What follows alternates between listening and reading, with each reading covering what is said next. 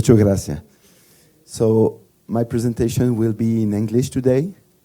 There's translator if someone wants translation.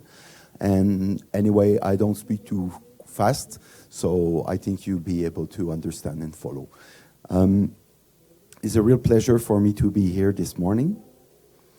And I think since we are a very small group, if you have questions, just proceed. Because if we wait till the end, at some point you will forget your question. So my presentation is about powerful resource and networking, and it's also about you understanding a little more about Iowa, because I think you hear Iowa and you hear that Acho is member of Iowa, but what does it mean? What does it do for us? So es saludos in many languages, and muchas gracias para la corporación, Acho, Asasi, and all the sponsors, and City of Medellin is beautiful. So this presentation reflects the opinion of the presenter, are not necessarily the Iowa and other entity position. So myself, we've been introduced briefly, but I am a chemist working for an international company. It's called GHD. We are based, the main office is in Australia, but they have office throughout the world. And one thing important is that it's employee-owned. So it's the employee that have shares of the company. So 2,000 employees are shareholder. And we have office in Chile and maybe one day in Colombia, Brazil, in other location. So I divided my presentation in different sections. So to have a global perspective. As I was introduced, I am the president of Iowa. This means I need to get a global view perspective of everything that's going on the world and with respect to safety and hygiene and different things. So, yo soy Rene, yo soy Chico, yo soy Jiangsu, and yo soy Mohamed. It's important I can have the appreciation of what are the conditions of people living in China, in Colombia, or in Africa, because everybody has different conditions, and it's very important to see this global perspective. So Iowa is the International Occupational Hygiene Association. We work to protect workers' health. We are 35 countries working together to improve working conditions, to reduce occupational illness and fatality. We are an association of some member like Iowa, AIHA in USA is 7,000 members.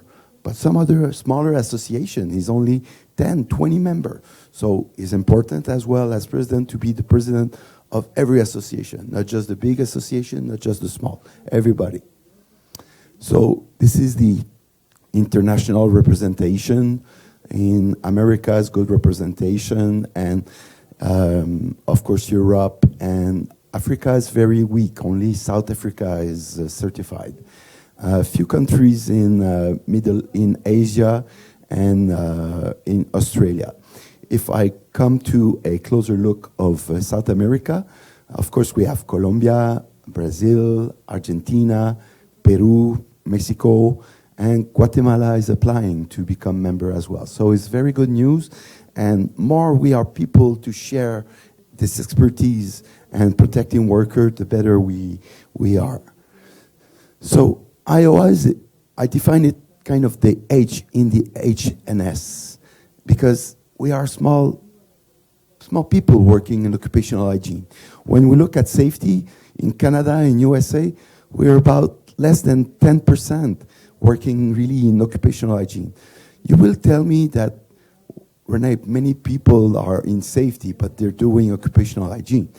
That's true, definitely. But the pure occupational hygiene, where you really work full day and not just trenches and excavation and fall, where you're really looking at workers' health, is relatively small numbers. And these also are certified members. So many countries, like in South America, we don't have certification. So many people are occupational hygienists and have all the qualification and training, but they don't have the certification. So, of course, the profession of health and safety is made of lots of professionals working together to protect workers. And I would say that the profession of occupational hygiene is a specialization in worker exposure to elements. As we can see, there's many relation between occupational hygiene and safety professionals. But safety professionals are more focused on some different type of risk at first, like fall, trenches and excavation, electricity, while the occupational hygienists are more focused on exposure, so exposure to asbestos, carcinogens, solvent, radiation, heat stress, all that. But of course, some safety professional also will do some ergonomics and some noise and different type of exposure. So for both OH and safety professional, definitely our priority is always to follow this pyramid, which is always try to eliminate and substitute first, then implement engineering control like ventilation, administrative and work practice controls, and at the end, personal protective equipment. Of course, in many cases, we see personal protective equipment come first, but it's really important for us to try to eliminate hazard at the beginning.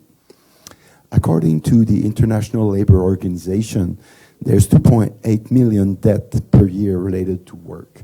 That's a lot. It's about 5% of the world population that their fatality is caused by their work. So 2.4 million of these deaths are due to occupational illness, like asbestosis, silicosis, and cancer, while 0.4 million deaths are due to accident. It's funny because when we look in the newspaper, are more the ones that are, someone fall from the roof and it's very obvious and people see it in the newspaper. But meanwhile, there's 10 people in the hospital having problem breathing and we don't hear about them. So this is my reference for this document. Any document at some point at the end of the presentation, if you would like to get copies of these documents, I can provide you reference. So when we look at it also in a different perspective, we see that we hear a lot and every day in the newspaper about armed conflict and violence, road traffic, HIV, but actually occupational illnesses and injury and disease is actually not injury. Occupational disease are 2.8 million, as I just explained. So much more people than many other things that we hear so much more often. So this is one of our priority at Iowa, to try to raise the consciousness of people and raise also the attention of governments to say, this is really important. There's lots of people involved in that and really need to do something about that. Yes, it's the old world, definitely. This is a table I'll go very quickly. I don't know if my Spanish voice want to go too much detail in that, but it's really typically for a developed country, we see a ratio of about 1 fatality per 100,000 people worker. But in some country, we can see 24 and even 24. That's a lot. That's a lot of people dying due to their work. And of course, these are related more South Asia and Western Pacific. So there is big concern right now. We know that many jobs have shifted from developed countries to in development countries, and the safety procedure has not necessarily followed with the transfer of the jobs. So it's really important to try to improve their work condition over there. So just to give you a brief summary with respect to Quebec, I don't have the Colombia statistics, but I think they were presented by the government representative yesterday morning. I don't know if you recall, because it was Spanish. I heard about what he says, but I could not exactly recall. But he spoke about some numbers about, and we always calculate that per 100,000 workers. So basically, in Quebec, we have also a ratio that is close to 1 per 100,000. But when it's just to show the difference between accident and occupational illness, we have 100,000 work accident per year in Quebec for a 8 million people population. So 100,000 and 15,000 illnesses. But when we look at fatality, it's 168 fatality for 62 fatality related to accident. So there's a big difference, a ratio of 10 to 1 compare the accident with the illnesses, but there's a 3 to 1 ratio when you compare the death due to illnesses compared death to accident. So that's why we need to treat all of these, but these are very significant still. So there's definitely a huge need for occupational hygienists and safety professional. I say as needed basis, as we are not a professional order. So if you want to work with a doctor, or not work, but if you need to see a doctor, the doctor will be member of professional order. In Quebec, same with chemists, same with engineer, same with, and in most countries, so accountant. But industrial hygienist and safety professional, we are not defined by regulation and by a professional association. And this is a concern in many countries, and we're trying to work on that to raise the profile of our profession and show that we have a very huge value to the society. So how to become certified occupational hygienist? I go very quickly here because you don't have this certification here, but I hope you will have it soon. And if we can help Iowa to help you with that. So basically you need some education, a bachelor degree or master degree, but you need a wide knowledge. It's not just a concentration in chemistry. And from there you need some experience, go to exam and maintain your registration by going to seminar trainings in different places. So only 15 countries has a certification. Just to mention that USA offer online exams. So for some people that lives in other countries, they may have this opportunity to go say, I want to go get this certification. So I understand where Columbia is working on it, but I don't know if it's a short or midterm project. So basically the type of knowledge we're supposed to have in occupational hygiene is quite wide with respect to some chemical hazards, definitely basic science. We need to understand what's happening around us. Biological hazard, exposure assessment, legislation, ergonomics, biostatistic, toxicology, safety, environmental issues, ethics, very important. So these are typical knowledge that we will ask for an occupational hygienist. So that's why some point we are being asked, can we have it some kind of a progressive approach? So I'm not strong on radio protection, but I'm very strong in chemistry and exposure to chemicals. So could I get some kind of a certification just for my knowledge in chemistry and not necessarily for radio protection? Because the way it's written here, you're supposed to know in every field. The way it's designed right now, that's how it is. But as president, I understand what people are telling me, and we see also that the number of members in various countries like Canada, USA, UK, the number of certified members are decreasing. So we need to be open to evaluate our way of certification for members so that maybe we can focus on some specific field of qualification. So this is something we are thinking. So with respect to safety professional, in 2007, there was the Singapore Accord where they defined the profession of a safety professional. And they explained a little bit what should be the knowledge. And when we look on this slide here, we can see that I've put in this kind of bluish color the items that are covered as a occupational hygienist, but these all are also covered by safety professional. So this is why at some point we also need to raise the knowledge of people working in safety to make sure that they fully understand as well all the aspect related to occupational hygiene. So this is the end of the first part. The second part, I just want to talk about the partners. Iowa is an international association, as I mentioned, but we're not working alone, definitely. There's many members and many players, and we're working together with them. So the way I kind of see it, and that's my own vision of things, but in a sense, we look at people, at human and health as a big objective. And on one side, we have individual health, where you go see doctor, and with respect to maternity, older illnesses, well-being.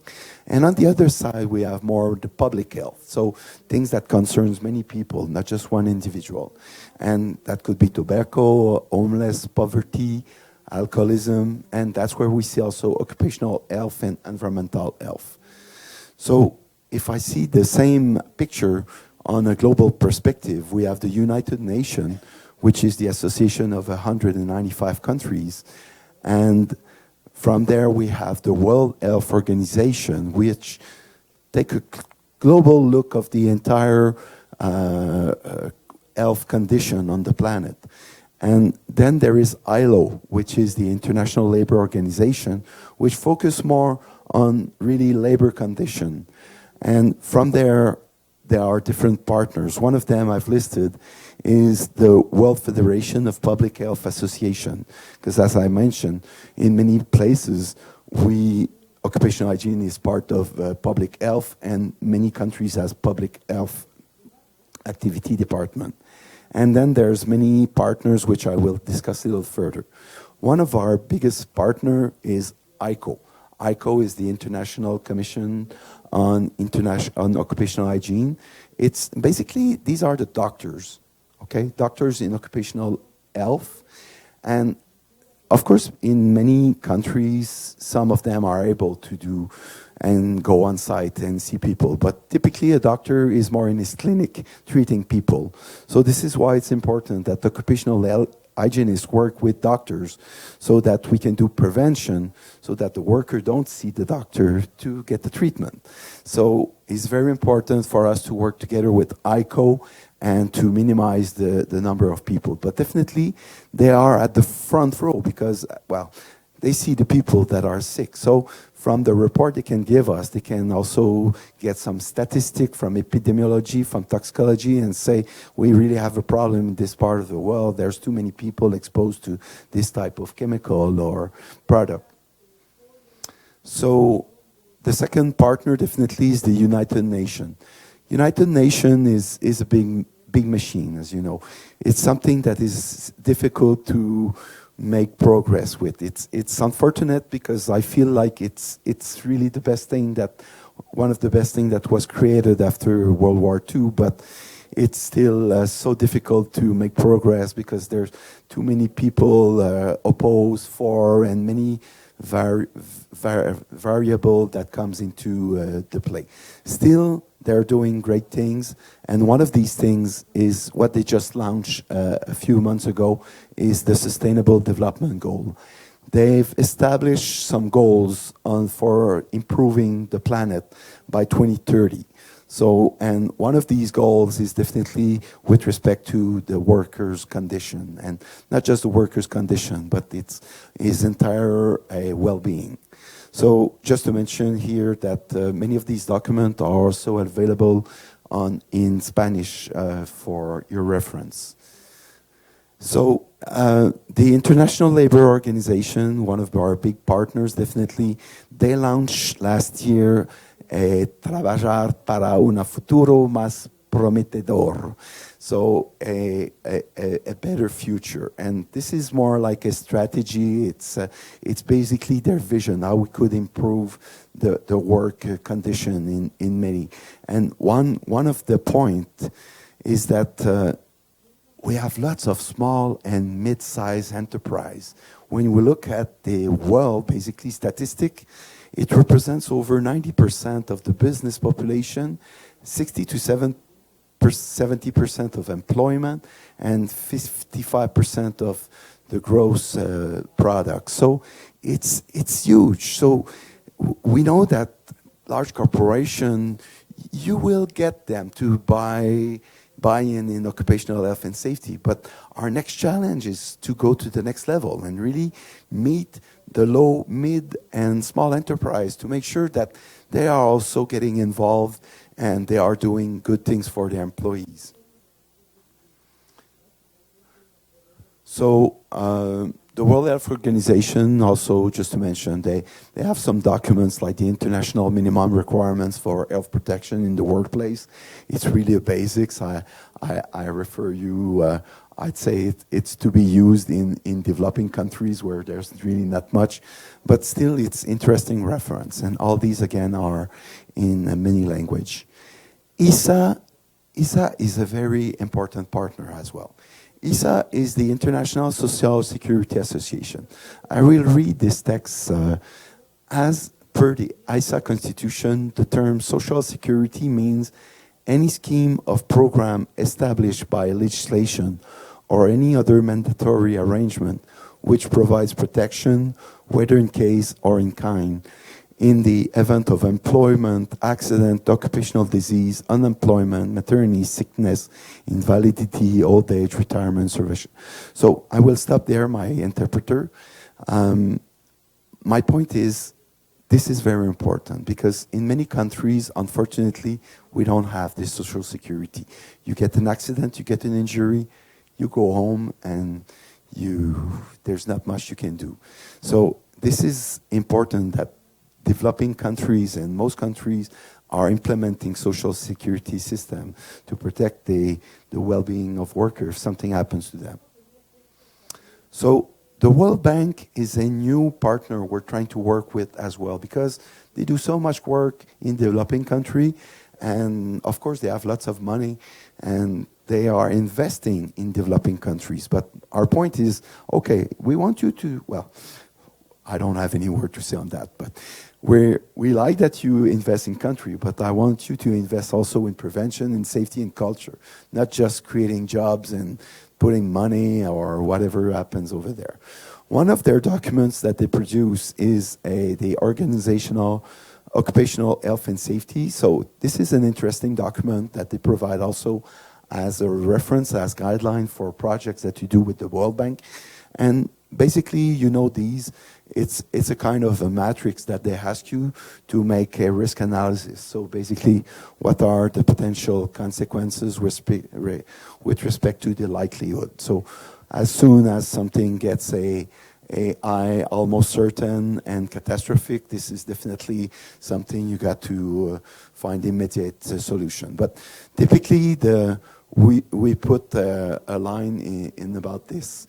You don't want something that is, the likelihood is high, and you don't want something that has a catastrophic effect. So at GHD, we have similar thing. It's called the STAR program. So it's called STAR, Stop, Think, Act, Review.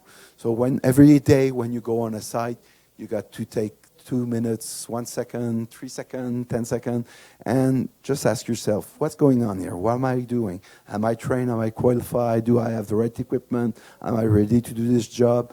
And if you say yes, well, then you act, you do your job. So the International Ergonomic Association is a key player. We're working a lot with them. And it's a long association. It's been created in 1959, present in 52 countries. And unlike chemical hazards or radiation, ergonomics is everywhere and concern everybody. Okay, you may say, I'm working in an office, I'm not exposed to chemical. You'll be exposed to ergonomic hazards. So ergonomics touch everybody, and so that's why it's so important that they are a key partner, and everybody either in safety or occupational hygiene definitely need to have a good background in hygiene, in ergonomics.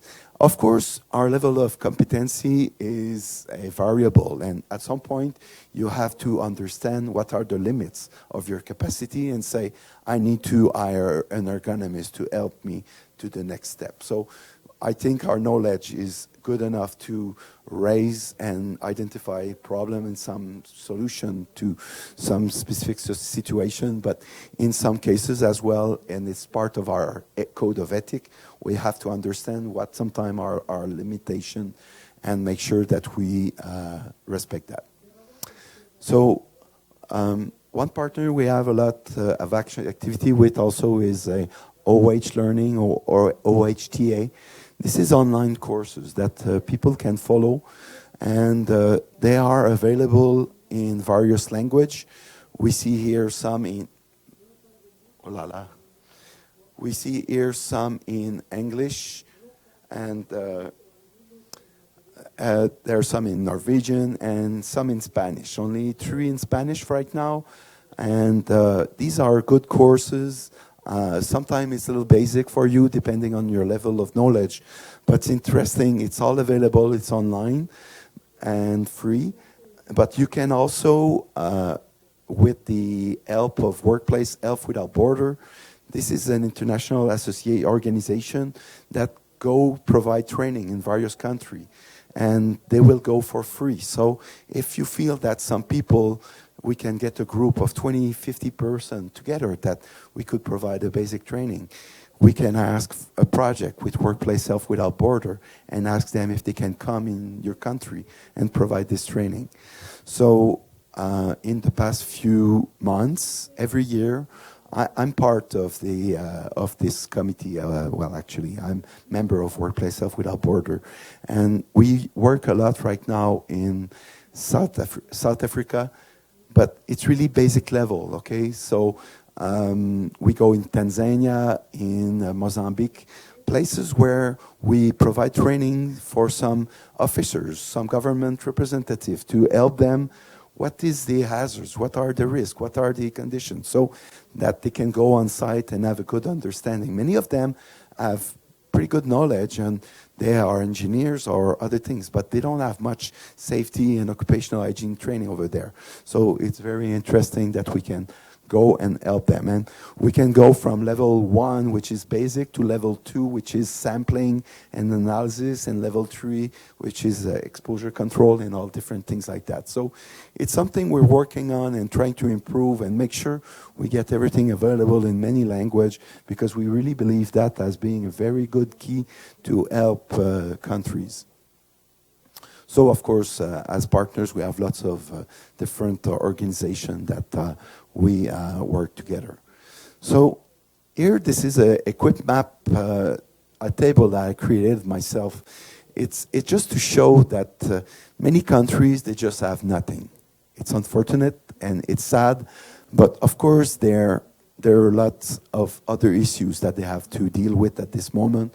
I'm thinking war, famine, health, social security, women's rights, democracy. So when we look at the top here, on the top here, it's the top 20 country as per the gross national product. And we can see that there's different association here. The World Federation of Public Health Association, ICO, IRPA, which is the respiratory protection, as the ergonomics, the UNATOSH, and the Iowa.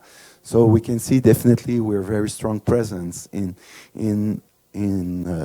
large income country.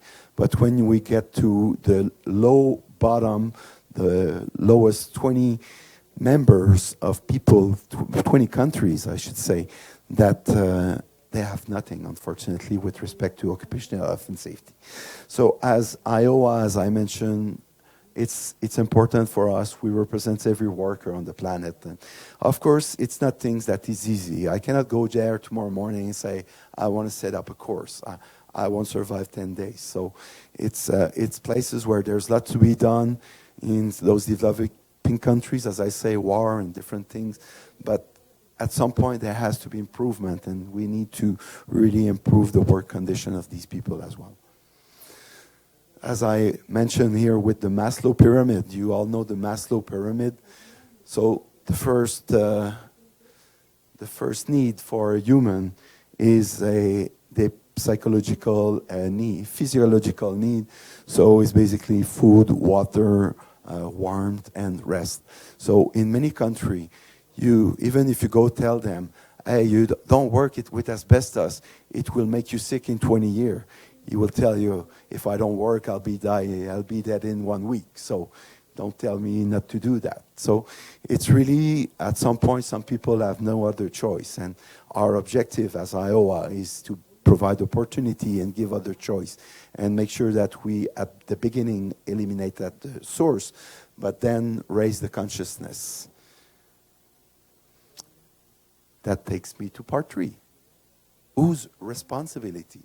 And so for those who joined the meeting, the presentation after I started, I propose to have an open discussion.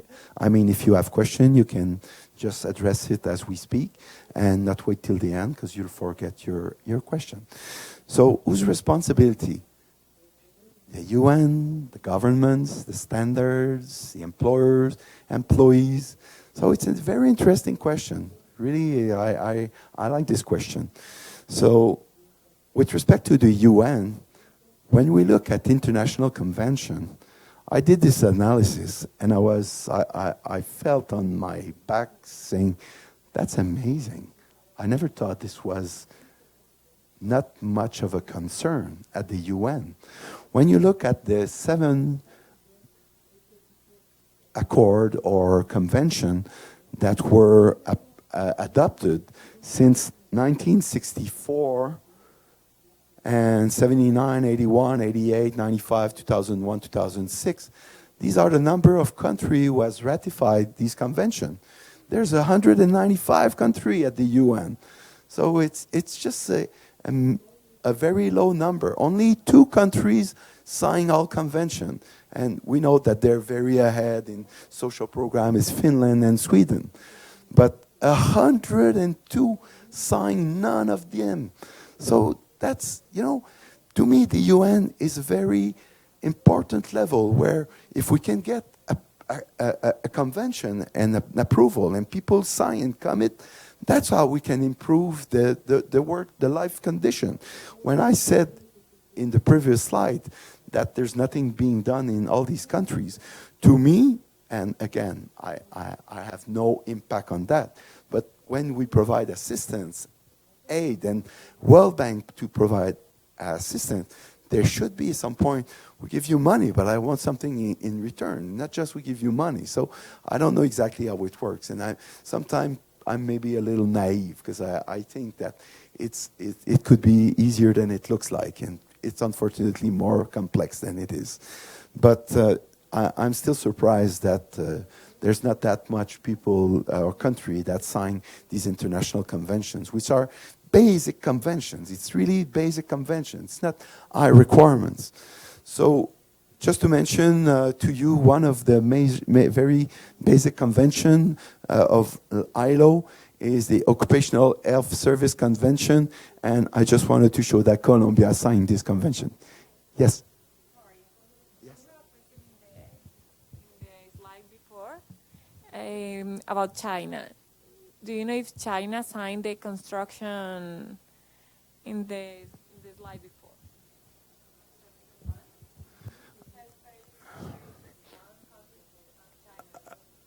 Yes, China is one of those who signed. So that's why I put China beside. Just to mention that, yes, China signed this convention. You must understand some things also. Sometimes, like in Canada and USA, it's difficult for a federal government to sign a convention because it's the province or the states that need to apply the convention. So at some point, that was an answer I got. Why Canada didn't sign all these? Because it's the province that need to implement that. It's not the state. So at some point, it is also a complex process in a way to implement these conventions. But they should find mechanism to resolve that.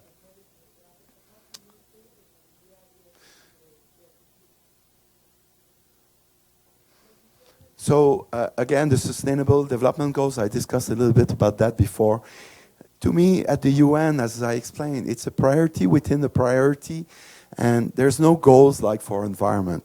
My dream would be to see we want to reduce by 30%, by 90% fatality, but by the next 10 years. We don't see that. We don't hear that. We hear that for environment.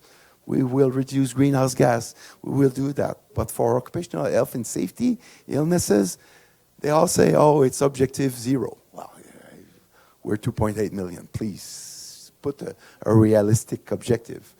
So we're not that much in the news. As you know, occupational health and safety is not really you won't win or lose an election because of your program in occupational health and safety.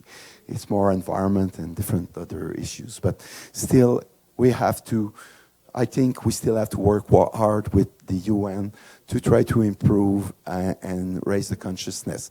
Last year, we went to present a motion at the ILO, and our motion was to recognize workers' health as a basic how do I say that? Fundamental right. So we says occupational health should be a fundamental right for worker. Some countries opposed to that. They say, no, we don't agree with that statement. So this is where we start at some point. So that's where there's lots of discussion and education, and there's many games being played, and with respect to if we give them more rights, it may affect our liberty, or so. It's very challenging and difficult. So this is my 12 steps. So it's not something that is an official document, but for me, for a country to implement OHS, and it's not necessarily in order, but they should sign and implement international convention as a beginning. They should adopt laws and regulation, have an education system teaching OHS from elementary, high school, college, and university level. And in Europe, we have ENOTOSH, which is an association that promotes the education even at very low level. When the kids start talking about safety, it's going to be in their values, and it's going to be important for them all their life. Have trained inspectors and enforce regulations, because how many times we see that they have regulation, but nobody go on site to verify. I'm thinking about positive reinforcement and punitive. I always like positive reinforcement, but I know at some point you need also punitive.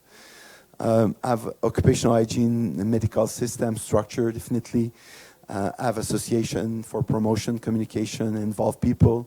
We can see just this week what happened here. It's amazing, all the people that comes together to share this information and collectively improve knowledge. Provide social security for accident injury, as I discussed with ISA. That's what they do. Have a structure to report incident. You'd be surprised how many countries just don't report incident. Okay, there's an accident, there's a fatality. Okay, next, send someone else. Okay, so we really need to get better statistics of what's going on in different countries. And then, of course, investigate these accidents and incident. Study occurrence, trend, so through epidemiology, and prioritize what are our key priority to reduce accident or incident. Implement prevention culture. For years in Canada, they've been trying to fight tuberculosis. And you say, in Canada, tuberculosis? No, in Africa, in India, but not Canada. Yes, we have tuberculosis in Canada, especially with the First Nation. So they live in difficult conditions sometimes, with poor hygiene and difficult condition. And last December, there was this conference saying the government will change their approach to fight tuberculosis. We will do prevention. It's like, wow. They just woke up. Apparently, they realized that it's not just by giving them medicine after they're sick. It's by trying to reduce the potential exposure from one being sick to another and making all these. So I was so surprised. To me, it was an evidence to work that, but they make a big announcement saying we will change our strategy by prevention. And to me, prevention is really the weakest, well, I don't know if it's weakest or strongest link, but it's kind of the poor of the family.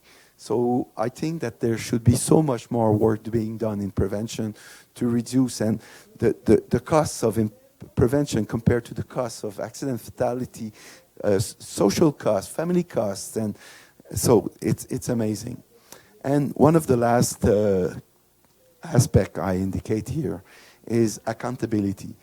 And in Canada, we introduced Bill C-21 in 2004, and it had an incredible effect. I don't know if you have something similar here, but I'll let you read. I'm not going to hurt you with my Spanish, but es responsabilidad de is what it says basically is that it's the responsibility of an employer to ensure that he provides safe conditions for his employees. And basically, it's the criminal code. So that means that if an employer has shown negligence, so you say, well, it's a little more complex to show negligence than just to show that you've done something. But if he showed negligence, he can go to jail. And it just happened a few weeks ago or a few months ago in Canada. There's this driver. He's a truck driver. He called his wife. Honey, if I'm not back for dinner tonight, it's because I'm dead. She don't like to hear something like that. Oh, come on, hey. So he didn't come back for dinner that night. His truck had no brakes. He basically had no brakes on his truck. And he was on a mountain with a heavy load, and he had to go down the mountain. And he knew it would be terrible to go down this mountain with this heavy load. And at some point, he could not take a curve and died. So it was proven in court that the guy had asked his employer, change the brake. It's dangerous. But the employer said, no, 1 more week. So it's evidence of negligence. He didn't want to do the preventive maintenance. The guy was died, and it's just evidence of negligence. So it's from now on, these employers, they may be exposed to heavy fines or even go to jail. So I believe this is of course, it's very limited with respect to the number of people who go in jail, But still, the image it has and the impact it has on the corporation. What we saw that each shareholder of a company decided from that day, where are we with our safety program? Well, you never spoke about safety before. Well, now that I may go to jail or I may have huge fine, I'm more concerned. So it was a real big impact. This is really a big change that we saw in our culture in Canada. Still, as a footnote, there's still about 1,000 fatality and thousands of injury illnesses per year in Canada. So it doesn't mean that everything got improved and everything's fine now. But it's really a key factor. And as I mentioned before, the priority, small, mid-sized enterprise. Large enterprise, for sure, they all have corporate system. So accountability, sometimes complex. Is it 100% employer, 0% employees, 100% employee, 50-50? In Quebec, just for an example, if my employee doesn't wear his earplug, it's my responsibility. It's my responsibility. I have to ensure that my employee wear his earplug. So, and if he doesn't, I need to give him a first notice, second notice, third notice, and after 3 notice, I can fire this guy because he didn't comply with our safety requirement. So, but to me, it could also be a mixed responsibility. At some point, it's the guy's responsibility to ensure. But the way the law is written, it's the employer's responsibility to ensure that the employees wear their safety equipment. So this is a challenge as well, how the laws are written and who's accountable. And in some country, the employers say, I don't have anything to do. It's the employee to take care of himself. So this is also a very big challenge. So I believe it has to be explained in the regulation who's accountable for their acts. For us at Iowa, it's important to maximize result. So as I say, as we can see here, we got 3 guys pulling on one side and 1 guy pushing on the other side, and it will make all the domino fall just by one. The point is, I want to make here is that sometimes we get, just like Bill C-21, you get some very good a decision or new implementation of IT that has a huge impact to globally. And these are the kind of things that we like to find and really put more effort on.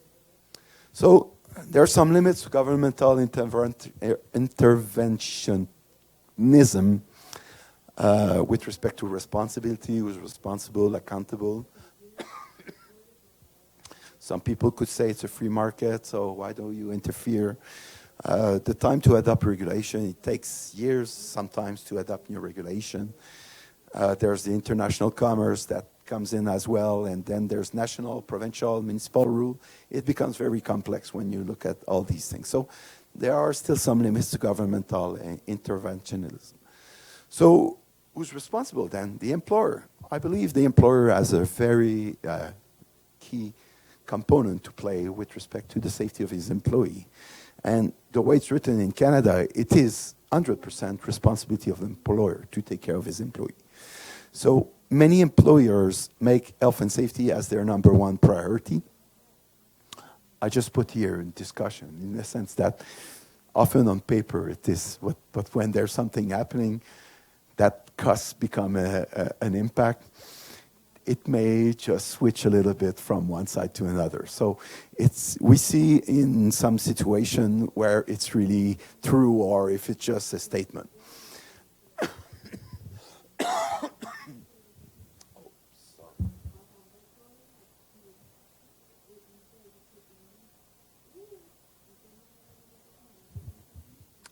I personally believe a lot on social corporate responsibility and sustainability. I think there's a huge potential there. Many companies now have social programs. They want to be more than just an employer and give a paycheck at the end of the week. They want to have a social impact. We see that more and more with respect to environment. Johnson & Johnson, they are very active on social media to say what they do about plastics and things like that. So, and I believe that there is more to be done by especially large companies. But the point is that large companies, they have subcontractors. And that's where we get this domino effect. The large company hires small contractors, and they say, to work for me, you need to have this level of competency, training, education, certification. So we saw that in Canada, we see that in other places. When the leadership come from the companies and they say, to work for me as a consultant or as a subcontractor, you need this level of education, training, certification, we really see a big impact. And once that they've introduced these change, they will keep on working safely because it's now part of their values. So there is more to be done. Typically what I say here is that social corporate responsibility, there's a lot being done right now, discussed with respect to social science and environment, but not much company are talking about their role in occupational health and safety. And I think many of them as a buyer, supplier, they should say that we see some stickers sometime on some bag that this product was environmental friendly, but I'd like to see some stickers as well. This product was EHS safe. So seriously, one day maybe we'll see something like that, and I'll be pleased to see that. So as I discussed here, chain of supply, subcontractors. I say they can be left without surveillance. The Swedish national data suggests that about 50% of companies have an ongoing systematic OHSM. Well, basically what it says that 50% that doesn't have anything. So, and it's in Sweden, so it can give you an idea in other type of activities. We have mentioned that small and mid-sized enterprise are 90% of working population, so these employers are really the target to focus on. Employer has obligation to train employee on hazard they may be exposed during their work, but many employers don't even know. I've done a project for a company. They were using isocyanate spade, and they just gave some little half mask or N95 mask. the guys considered that this was a safe practice and he had done his job, because you don't know what is isocyanate. So giving this responsibility for employers to provide training and education for the employee sometimes is not just enough. They need external assistance, and they need consultant or governmental advice to be able, because employer sometimes they just don't have this knowledge. So there are some standards also that are good, ISO standards, ISO 17024 that can, for certification, that there's good opportunity. The employees definitely, with respect to their involvement, the education, knowledge, capacity, choice. So all the unions, what they've done here, I show a picture of the Quebec asbestos strike in 1950, which was a very violent strike, and they've been hit by police, just like people, and the church was saying, go back to work, don't do civil disobedience.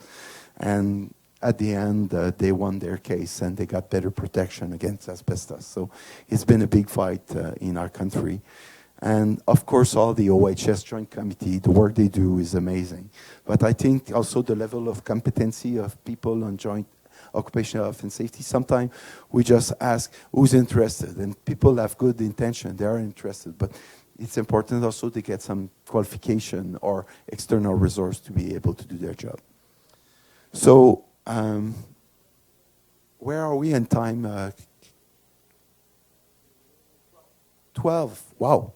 I have to switch faster. So what makes most impact? We discussed yesterday morning, Nicolas explained to us how the attitude and the behavior and the positive thinking, but it's not the only thing. Definitely it's a very key factor, and that's why I talk about behavior. Some people have developed their occupational safety program based on behavior, but aside from it, it's also knowledge and what are the risk analysis and the technological possibility to. So I believe everything is important. The laws, the education, training, behavior, accountability, the enforcement. So why accident happens? Again, accident happened for it was faster that way. I've done it 1,000 times. They showed it to me that way. I had to hurry. They had the proper tool, but didn't want to go get it. I had no other choice. So at some point, there's always excuses for something to happen, an accident. So that's why the safety culture and the behavior is very important. So I explain here the difference between knowledge and consciousness. So it's not because I see that I look. It's not because I hear that I listen. It's not because I know that I apply. So basically, it's pretty true. It's the difference between experience and competence. And I just want to mention briefly the young worker. What young workers are so much at risk because they don't want to deceive. They just start a new job and they're being asked, can you do that? Sure, I can do that. He's never done that, but he's not going to say no. He don't want to lose his job. So they are willing to learn, willing to work, don't want to deceive, ready to do anything, and sometimes, unfortunately, anything. We see lots of young people, workers, that are being hurt. So, unfortunately, as I discussed earlier, there's lots of funding with respect to environment. The greenhouse gas, the beluga, and all the plastics and all that. But with respect to occupational health and safety, there's not much fund. We'd like to get more support so we can get more training, more translation, more program. But now I'm trying to reach with large companies to create a fund. And I hope in the next couple of months I'll be able to make an announcement, but it would be so great if we could have a little more resource to prepare more training and document and things to help people to raise their consciousness. And with respect to the World Bank, what they talk about is about social engagement. So at the moment that there's a group of people that gets together and say, we'd like to raise our knowledge about something and raise our consciousness, they will support you. So there's things to be done there. Last part, Iowa. I think we've seen a global picture of what's going on the planet and all the different players. Some are good, some are slow, some are, but everybody's important. And I think that's the strength. I have to understand and believe in the butterfly effect. which is, even a small action can bring large result. So I think everything is important. Iowa is an association, as I mentioned, that we're working to help. What we do, we talk, we influence, we take action, we bring people together, we organize conference, we provide training, we ensure competency, we make partnership, we share knowledge. We are Greta. How dare you? We need a Greta. I'd say we need a Greta because we're not public. I'd like to have an international voice, a star, someone that we could stand up, or I don't know, a Bono from U2, or someone with a huge visibility that could say, we need to stand up for occupational health and safety. Right now, we don't have this Greta, and I don't pretend I'll be the next Greta. But we're hoping to, if we could raise the profile and have a renown. So one thing we do at Iowa, we have the NAR program. The NAR program is basically to review and approve certification scheme for applying countries to ensure reciprocity. Basically, an occupational hygienist, a certified occupational hygienist in Canada has basically the same training, education, and profile than someone in Australia or in South Africa. So we call it reciprocity. Basically, one could go in another country and do his work. He would have still to know the legislation in that country because it's always different. But with respect to the training, basically an occupational hygienist on the planet, a certified occupational hygienist for us is the same everywhere. So we influence, we work with the World Health Organization, as I discussed, the ILO. We made a statement to eradicate tuberculosis with ICO by 2030. It's a huge it's a huge challenge, but we believe this tuberculosis should be eradicated from the earth. A statement on OH on the workers' fundamental right, which we were not able to get approved, as we said, and we work with the World Bank. Of course, we have many partners and sponsors, but aside from it, Iowa is 30 countries or 35 countries. Basically, we're 32 countries, but some countries has 2 associations. That's why at some point I say 35 associations, but 32 countries. So, but more than 32 countries, we are 25,000 member association. And this is where it takes its strength. And before I joined Iowa 4 years ago, Iowa basically was an association of association. So some countries would say, I'd like to have my association member of Iowa. But what does it give you in return? Well, we are part of an international association and we're proud of it. Now we decided to become more than that. We don't want to be just the association of association. We want to be the association of every member of these associations. We want the members to be able to come on our website, and not just the member.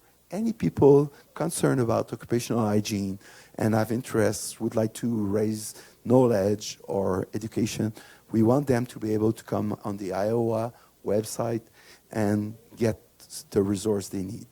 Some countries, they don't have website, so to discuss about occupational health and safety. Some associations don't have website also. So basically what we've decided to be a united voice for the international occupational hygiene. So to avoid some potential problem by going online during the presentation, I basically took a few slides that I want to show you. This is the welcome page, basically, that you get on. And when you go on the bottom of the screen, you've got this world map. And the world map is divided by continent, I could say. But it's not just continent, it's about language. When we put South America together, we put, aside from Portuguese, but we put together the Spanish people. And Spanish people, they have culture, they have language in common, and they can help other countries to raise their profile in occupational hygiene. It's same. For me, from Canada to go in Tanzania to help them with their safety program, it's better to have South Africa to do that. So we've decided to group the country that are in the same areas together to work together and really make relevance and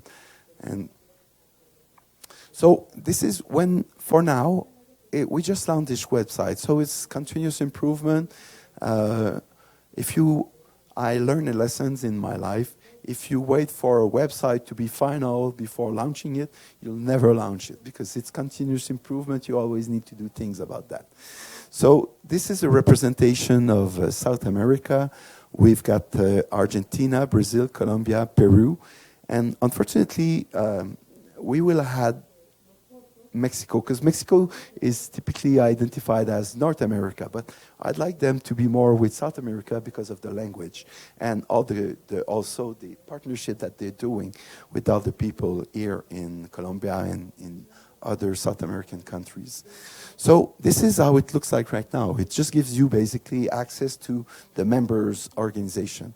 What it could look like in some weeks is that we could find some training that are provided in South America.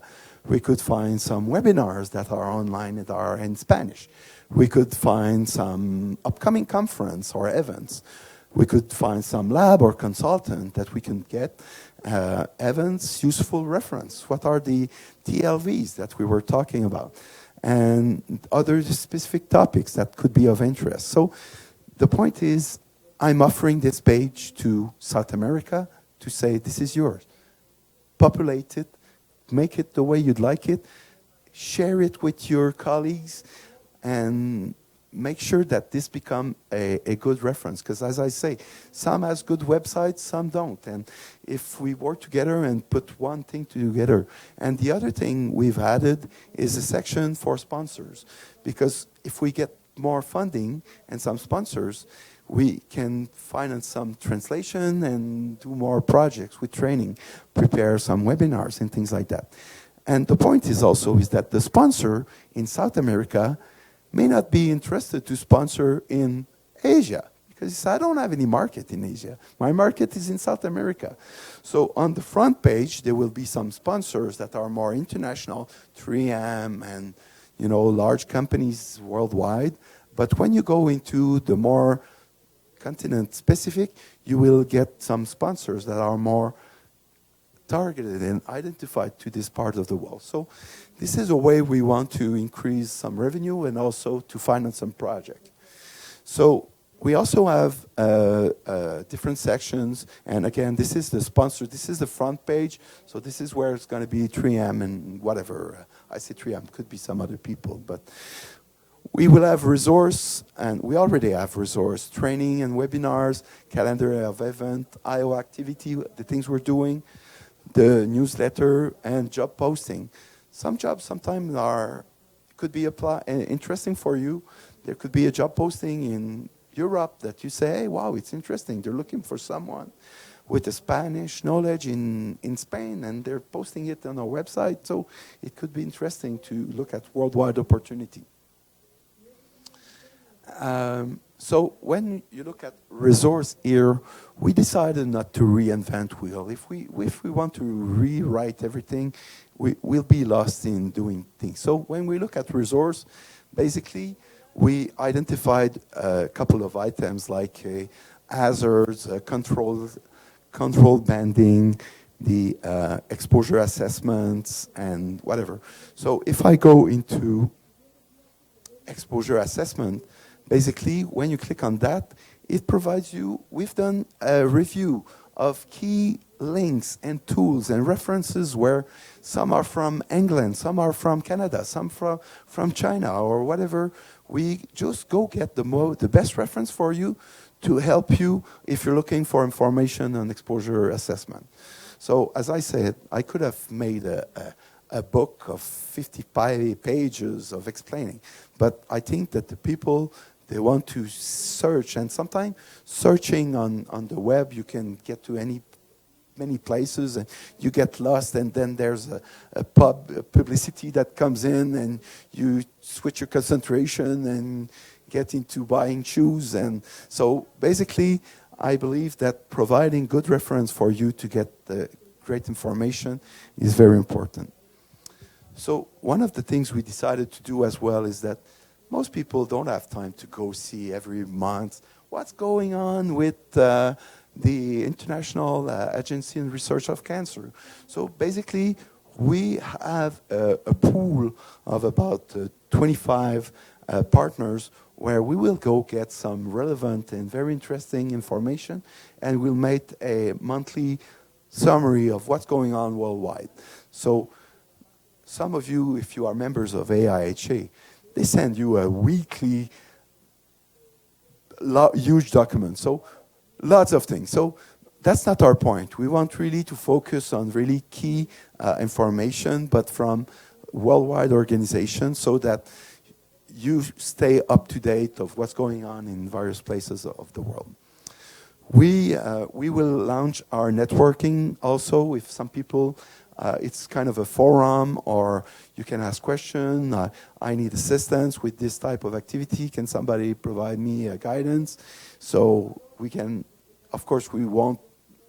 There will be a moderator. Some aspect will be say, okay, go offline and solve that with this person. But basically, it's a place where you can ask for more of this reference and ideas. So if you've seen Jerry Maguire, basically, I don't know if you recall this scene where he say, help me, help you. So it's you got to see this movie if you have not. So basically, help me help you means Iowa is, as I say, we've in a big transformation. We were an association of association. We are now the association for everybody in occupational hygiene, and at some point, some aspect of safety as well. So come visit our website, because the more visit, more sponsor, more revenue, more action, more material. So we need people to come on our website. If I have a sponsor and he asks me the data of the past year, and I say, we had 12 click on your page, he say, okay, next year I'm not going to support you. So I think it's important to have people. And I believe in this website, I believe that as long as we get also local investment, involvement, because I'm not going to populate South America. I'm not going to populate Africa. I want Africa to populate Africa. I want South American to populate South American. But create things that is useful for you and relevant and good and quick reference. So how to help us? Get involved with HO. Of course, it's amazing what they do here. Populate the webpage we just discussed. Visit, join committees, get involved. It's really great to do more things. And think global, act local. So your involvement and your participation is great. So I finish in Spanish. Occupational hygiene and safety professional es super profesión, valorando, gratificante, sin rutina, mezcla de tierra, obra, oficina, ciencia, juicio, diplomacia, comunicación. Usted está aquí para ayudarlos a mejorar su vida y su alegría con la familia. Maravilloso regalo. Gracias. You're lucky I didn't do all my presentation in Spanish. So, but basically, I believe, honestly, I believe that people in occupational hygiene and in safety are amazing people because they care about others. And caring about others is one of the greatest gifts that you can get in life, because it's really great to love others and try to improve their condition. So that's what we try to do, and I hope you appreciate my presentation. It gives a global perspective, as I try to do, to see who's are the players, what are being done, what is being done, where we're focusing. But just to close, Iowa is an international association, but it's still a small association with respect to, we don't have a permanent secretary. We have a permanent secretary, but we don't have a permanent secretariat. So, I mean, we don't have a general manager and an office with 10 employees. We don't have any of that.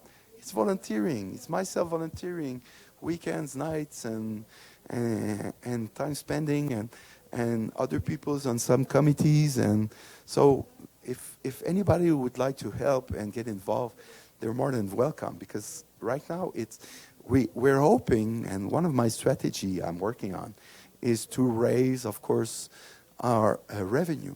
And with more revenue, maybe one day we'll have a general manager that will provide some kind of a consistency, and also to work on some project.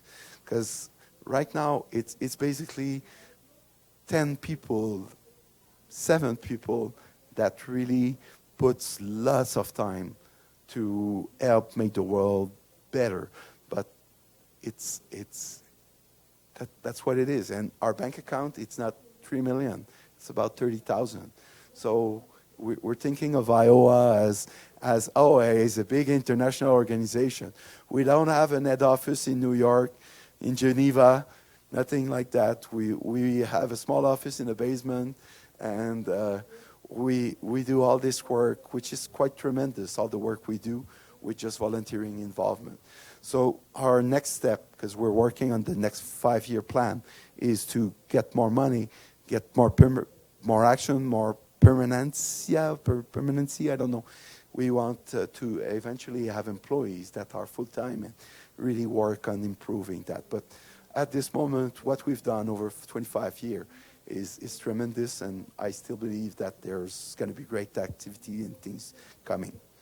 So thank you very much. If there's any to see at the end of this presentation, tú eres Rene, tú eres Chico, tú eres Jiangsu, tú eres Mohamed, tú eres Iowa.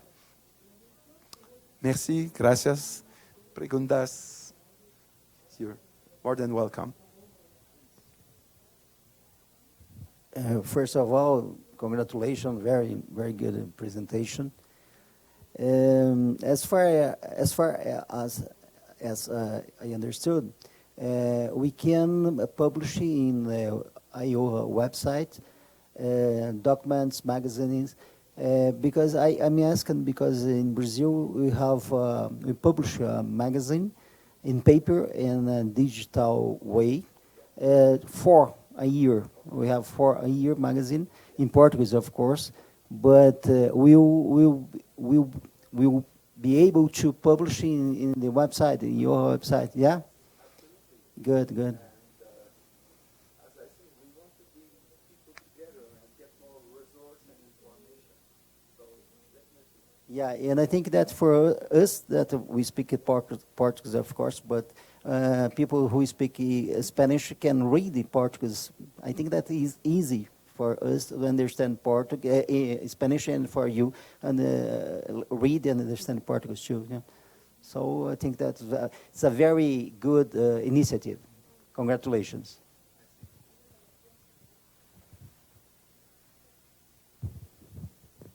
As I say, lots of nights in the evening and weekends, but when you love what you do, and I think I see myself still 3-5 years involved, and at some point I say, okay, I'll slow down and I'll do other things. But I believe to have this global perspective of the world condition is interesting, to be able to have this privilege to go in India or to go in Chinese and see the people, how they are.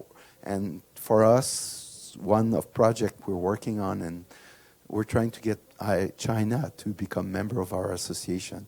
This would be just tremendous. For me, it would be, if I can retire one day and say, I was part of the discussion to include China to improve workers' condition, I'll just be happy of what I have achieved in my life. So, but it's not just big results like that. Occupational hygiene is one of our we have to be very modest because we don't measure what we do. In a sense that you say contrary, you say the contrary. No, an occupational hygienist is there to measure. But no, we don't measure the number of people we've saved or the illnesses we've saved or the number of people who could have been exposed that we've prevented them from being exposed. So we can calculate that. We cannot put numbers on that, but that's where you get your gratification to say, if I could have helped in some way. And that's why I put this Chico and Mohamed. At some point, if a kid come to ask me, Monsieur Leblanc, what have you done to protect my father? And I hope I'll be able to tell something. We've done that. And of course, it's not just Iowa, as I explained. It's the UN and all the governments and the employers and the employees and the union and all that. It's everybody's involvement. But for sure, I think there has to be some leadership. And right now, the leadership, we don't see it worldwide. And we're trying, Iowa, to take this leadership and say, okay, let's shake the cage, as we say in French, on brasse la cage.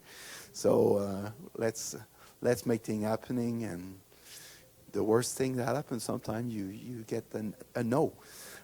You'd be surprised. In the last year, I've wrote to Bill Gates and to Oprah Winfrey and many people that, they have big donations and things like that. And of course, I don't receive an answer, but I say, I'm going to try. And in the past 2 months, I received an answer from a president of a company that it's right now we're in discussion to maybe create a world fund.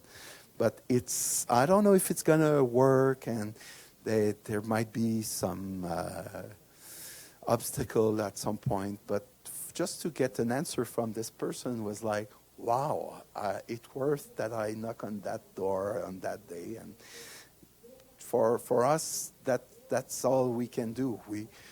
And that's also one of the things we do in occupational health and safety. We repeat, and the objective is to be able throughout your career to change your message and still be interesting. Because if somebody, especially in my company, for 10 years I was the corporate safety manager. And every year or every couple of months, I had to redo this annual training. And I don't want to give the same training every year. It's going to be boring. And people in the room say, So for me, the challenge is to say, okay, let's bring it this way this year so that we're going to change completely the approach. And so we got to try things and not be scared of making sometimes some taking chances, and we don't know where it will get us, but at some point I still believe, yes, we need to be audacious and try, and getting a no is the worst thing you can get. So again, thank you very much for your participation, and it's a small crowd, but I'm sure I really appreciate your presence today. I hope you enjoyed getting this global perspective overview, and I really appreciate your presence. Thank you.